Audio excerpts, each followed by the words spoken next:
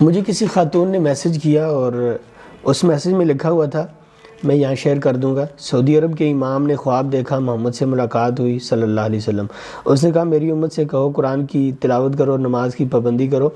اس message کو 22 لوگوں میں بھیجے گا، 5 دن میں خوشخبری ملے گی، اور جو اس کو ضائع کرے گا 15 سال تک کوئی خوشی نہیں ملے گی۔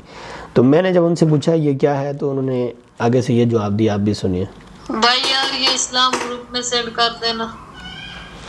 تو میں نے کہا یہ کیوں سینڈ کروں، تو آگے سے مجھے وہ کہنے لگی بھائی یار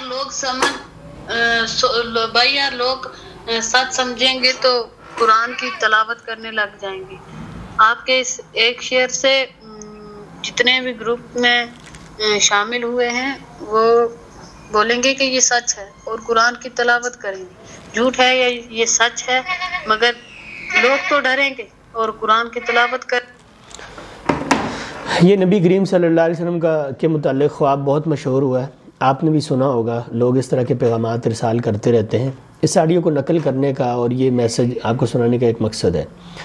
نبی کریم صلی اللہ علیہ وسلم نے ارشاد فرمایا، صحیح مسلم کے شروع میں مقدمہ میں یہ حدیث ہے، کفا بالمرء کذبا ان یحدث بکل ما سمع۔ بندے کی جھوٹا ہونے کے لیے صرف یہی بات کافی ہے کہ وہ سنی سنائی بات کو آگے پھیلا دے۔ یعنی آج کل کے زمانے میں جس طرح لوگ سٹیٹس لگا دیتے ہیں، فارورڈ کر دیتے ہیں، گروپوں میں شیئر کر دیتے ہیں، پرسنل کر دیتے ہیں کسی کو، تو اسی بارے میں نبی کریم صلی اللہ علیہ وسلم نے فرمایا کہ بندہ بغیر تحقیق کی چیزیں آگے پھیرتا رہے، ایک دوسرے کو بھیجتا رہے، بندے کی جھوٹا ہونے کے لیے یہی بات کافی ہے۔ یہ جو میسج مشہور ہوا ہے، اس پر جو سب سے بڑا سوال کھڑا ہوتا ہے وہ یہ ہے کہ کیا نبی کریم صلی اللہ علیہ وسلم اپنی زندگی میں یہ بات کہنا بھول گئے تھے کہ لوگوں کو بولو قرآن مجید کی تلاوت کرو اور نماز کی پابندی کرو؟ نہیں، یقیناً نہیں۔ جس بندے نے ساری زندگی قرآن و سنت کو ہاتھ میں تھاما ہی نہیں، پکڑا ہی نہیں، مطالعہ ہی نہیں کیا، اس کو علم ہی نہیں، اس کو کیا پتہ؟ قرآن سارا اسی بات سے تو بھرا پڑا ہے، افلا یتدبرون القرآن ام علی قلوب اقفالها۔ یہ لوگ قرآن مجید پر غور و فکر کیوں نہیں کرتے؟ کیا ان کے دلوں پر تالے لگے ہوئے ہیں؟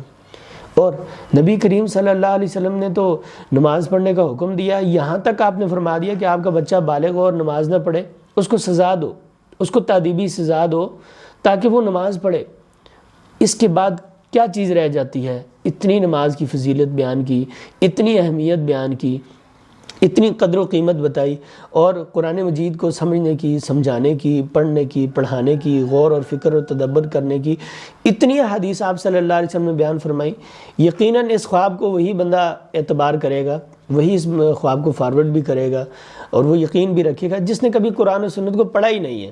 جس نے پڑھا اس کو پہلے سے پتہ ہے کہ نبی کریم صلی اللہ علیہ وسلم نے ہمیشہ ساری زندگی یہی بات کہی ہے کہ قرآن مجید کو پڑھو، قرآن مجید کو سمجھو، قرآن مجید کی تعلیم دو، قرآن مجید کو سمجھاؤ، قرآن مجید کی تلاوت کرو اور اس پر عمل کرو۔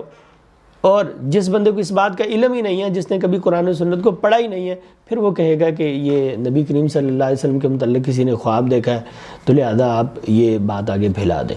اور دوسری بات یہ کہ کیا اب دین اسلام اللہ الحی القیوم جو ہمیشہ قائم اور زندہ رہنے والی ذات ہے رب العالمین کی، کیا اس سے اتر کر اور نبی کریم صلی اللہ علیہ وسلم کے سہارے سے ہٹ کر اب کیا خوابوں کے سہارے پر آ گیا ہے کہ اب ہم حلال حرام اور تلاوت اور احکام اور ثواب اور گناہ یہ ہم خوابوں سے سیکھیں گے؟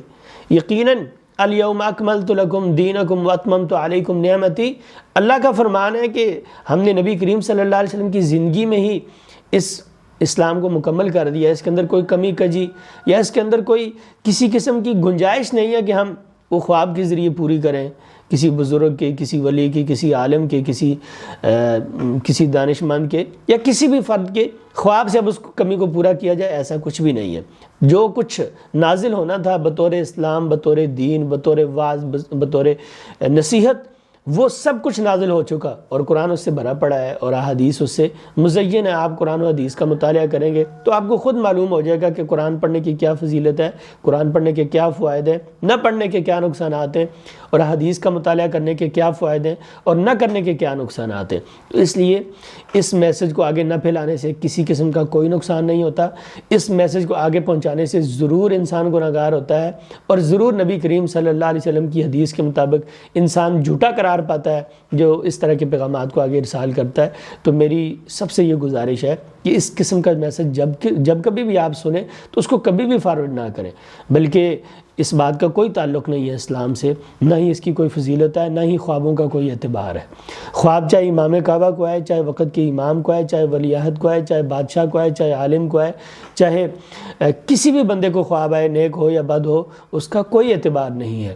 اور اگر خواب سچا ہونا ہی ہو تو جس طرح مصر کے بادشاہ کا جو کہ مشرک تھا خواب سچا ہو گیا، تو خواب کافر کا بھی سچا ہو سکتا ہے، لیکن خواب کا کوئی اعتبار نہیں ہے۔ میں نے کہا کہ اگر اس کو کوئی اس کو امام کعبہ بھی دیکھے تو بھی کوئی اس کا اعتبار نہیں ہے۔ اصل اعتبار جس چیز کا ہے وہ قرآن اور سنت ہے۔ اللہ تعالیٰ مل کی توفیق عطا فرمائے۔ بہت شکریہ۔